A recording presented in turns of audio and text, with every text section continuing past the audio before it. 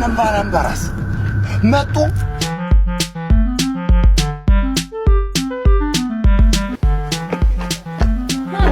አረነ ባረንበራስ መጡ አረ ከስንት ዓመት በኋላ ያልሞተ ሲገናኝ የሚባል እኮ እዚህ ላይ አይ ባረንበራስ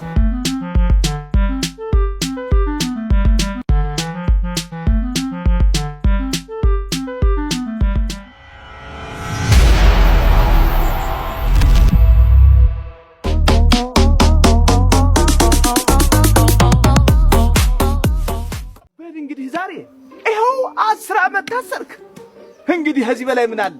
አሁን ደግሞ እውነታውን ፍርጥርጥ አድርገህ ተናግረህ ነፃ መውጣት አለብህ። ይሁን እንጂ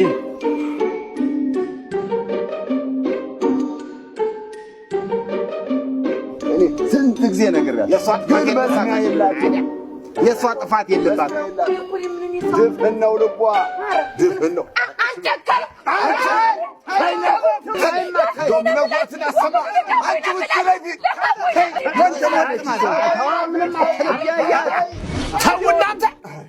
ስነ ስርዓት ይኑራችሁ እንጂ የምን ችሎት ማወክ ነው እንደዚህ?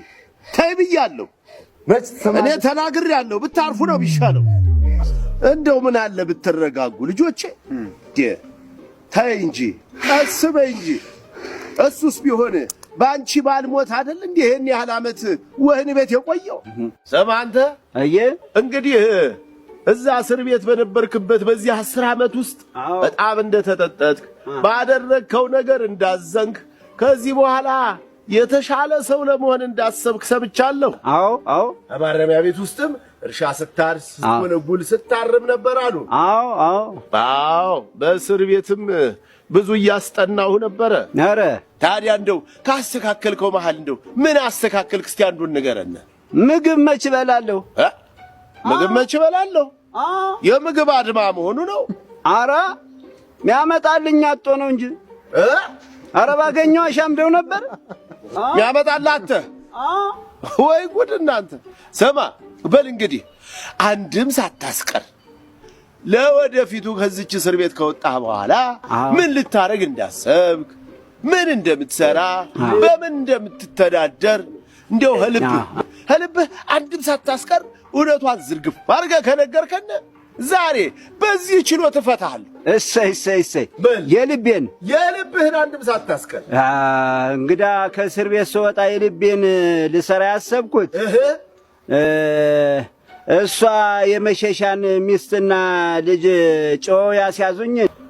እሺ እሱ ደግሞ እጅ ተወርች ብሎ ያመጣኝን። እሺ ዝንቦን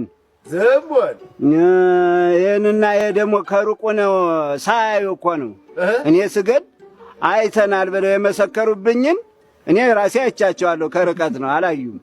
እሺ እነዚህን ሁሉ ሌሎችንም እንዲሁ እርሶ እንደገና የፈረዱብኝን ከየቤታችሁ እየሄድኩኝ ይቅርታ ልጠይቅና አሰብክ እንዴ? ኧረ ምን በወጣኝ እና ታዲያስ ከየቤታችሁ እየሄድኩኝ የአባቴ ምንሽር ይዤ አነጣጥሬ ግንባራችሁን በአባቴ ምንሽር ቆላ ነው ማደርጋችሁ። ምን ኧረ እንግዳሳ እግዙ ያንተ ያለሽ ወሰደው ይሄን ማይረባ ለምን ጌታዬ?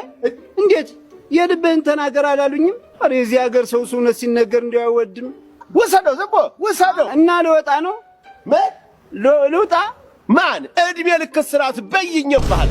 እድሜ ልክ? አዎ እድሜ ልክ። ቆይ ከእድሜ ልክ በኋላ ላግኘት ወሰደው ማዘብለ ሁላችሁን ቆይ የማይማር ወሰደው